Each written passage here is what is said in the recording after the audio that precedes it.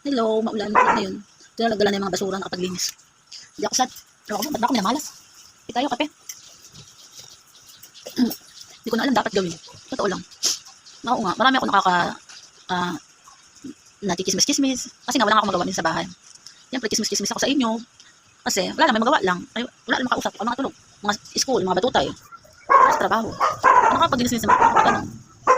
Para sa akin, hirapan ako din. Hirapan ako matambay. Oo, may iba masaya. Masaya talaga magtambay kasi sa bahay ka lang wala masyadong problema. Pero hindi kasi ako sanay. Dahil gusto ko talaga magtrabaho sa totoo lang. Totoo lang kahit anong kahit may nararamdaman pa rin ako. Wala ang problema. Alam, bakit nagkaroon ng malas. Nagkasakit ako. Nagkasakit ako pa yung nagkaroon.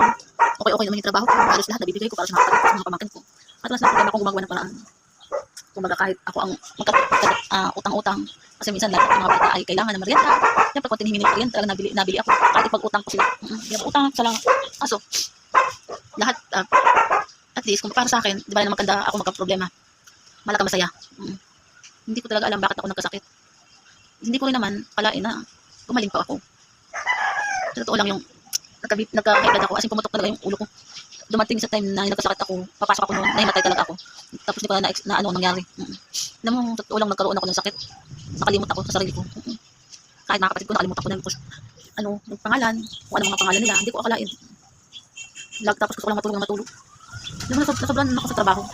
Minsan mga time na hindi ako nag-rest day kasi gusto ko kumpleto ang pasok ko. Kasi gusto ko malaki ang sahod. Kasi tumantawa pag nasahod eh. Masaya ako. Pag nagkapera, binibili ko lahat. Pag walang pera sila, walang yung kapatid ko. Kasi lagi silang walang OT. Tapos 5 days lang yung pasok niya. 8 hours lang pati ang pasok ng nila. Kaya hindi siya nakakatulong. Ang pinabubwisit ko kasi dyan sa sisi ko. Hindi ko alam kung nagkakanda utang-utang. Kasi yung time na yun, malaki yung sinasahod ko eh. Hindi ko alam bakit nangyari na nagkakanda utang-utang siya.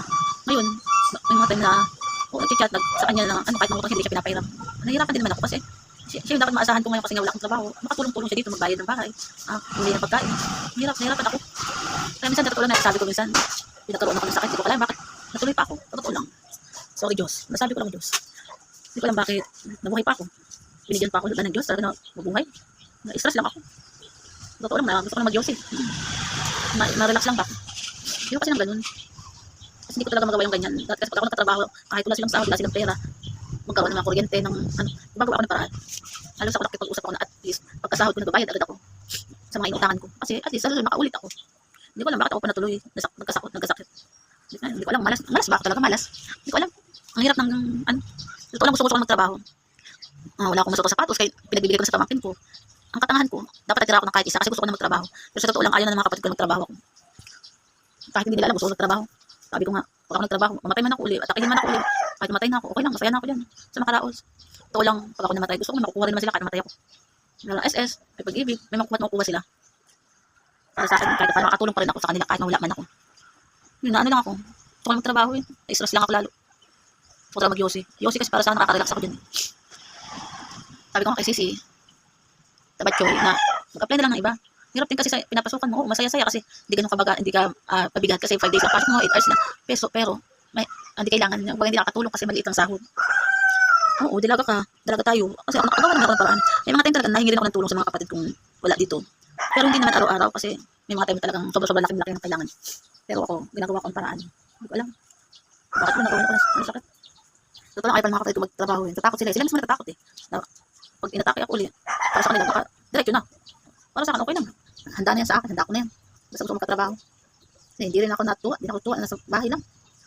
Gusto ko makakaano rin ako ng pera. Makatulong-tulong. Kasi may mga sa totoo lang, may mga time hindi ako kumakain. Nahiya na ako, hindi ako makakain kasi. Mas gusto ko mauna yung mga bata, basta makakain yung mga bata. Para sa akin, hindi kahit tubig lang. Okay na siya, magbusog na ako sa tubig. Hirap mag-ano. Gusto ko lang, sana lang makain talaga. Try ko ng kopi ko. Nakita ko sa kopi ko, kaya tinry ko lang. Marami akong iniinom talaga ay kopi ko. Hindi ko naman nagagawa kasi mga ginagawa. Pero yung mga may ngayon dito, mga winner o mga kopi ko. Wala lang magawa. Tinry ko lang. Kadami kong ininom na kopi. Ngayon ako nag-try. Kahit mga kumagasama, kahit 100 ba, okay na sa akin. Nakabili pa na isang ulam. Nahihiran ako sa mga kapatid ko kasi ako nagbibigyan naman ako.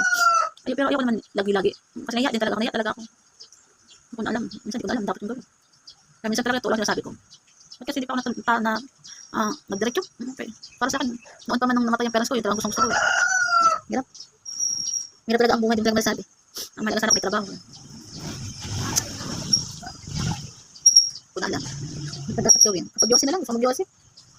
Stress lang ako. Totoo lang, kasi ng kape, dampayan ng kapili ng kape. Naiya din ako sa kapatid ko isa kasi nagkatrabaho siya kaya nagkaroon din siya ng problema ng trabaho. Dati nabibigyan niya ako gamot. Totoo lang, hindi ko na naano yung gamot kasi parang nakabili ng pagkain. Naiya ako. Naiya ako pag ganyan. Kaya ako yung mga bata. Kasi nagagawa naman nila ngayon ano, ako napapakain ako kasi naiya ako. No, ba? Hindi ko na alam. Kailangan may.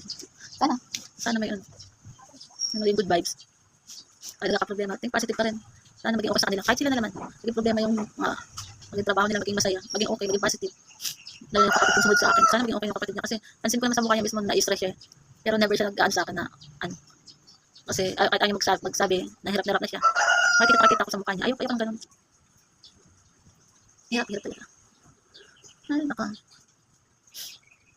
Wala lang machiti ko sabi. Kasi magsalita kasi wala kang kausap. Di po mahal. Kaya ikaw kausap ko na lang. Malakas sa buhay mo kumain ka sa akin. Wala akong salamat kung mag-ano. So, naghahanap ako ng mga sapatos. Naghahanap ako ng sapatos eh.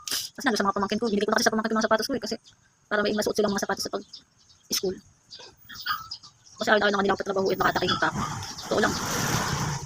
Ano na lang. Pag mangyari, di mangyari. Talaga buhay ganyan buhay. Sa akin, gusto kong patrabaho. Kaya kahit araw magsabi sa inyo sa kakadis, kasi lang gusto kong patrabaho. Kaya na kayo magsawa. Basta ako, may makapag-video. Kasi gusto ko magsalita. Wala masabi. Wala magsisigaw sa kalsada kay nakahiya naman dito. Yun lang. Ano ko lang. Wala ko maan. Tama. Ito na, may natira akong kape. Magkaroon na ng kape, okay na masaya na ako. Ito lang, alam sa tinapay, okay na. Basta may kape. Nga lang, paano ko napachika lang ako. Kasi wala na masabi. Sige na. Ingat na lang kayo guys. Basta pag trabaho kayo, ingat kayo palagi sa ano yung sa katawan nyo. Hindi nyo masabi kasi ang buhay. Ako man, hindi ko man nakalain na ganun. Taka rin ako, bakit ako nabuhay pa? Malok ako. Stress lang ako dito. Basta gusto ko lang sana magkano. Sige, kaya meron ko yung sapatos dyan. Kahit 7 size, kahit di kubuhan ko. Nakasok talaga sila. Pa-apply ako ng trabaho, hindi nila alam. Kahit naiya ako sa kanila, hindi. Kailangan ko rin ng trabaho. Ayoko umalis sa kanila, umasa lagi. Yun lang. Good vibes na. Good vibe. Ingat kayo palagi ha. Ingat kayo sa katawan nyo. Huwag yung pabayaan. Kahit sobrang sipag nyo sa trabaho. Kailangan nyo pa rin ng lakas ng katawan. Alagaan palagi. Okay? Bye.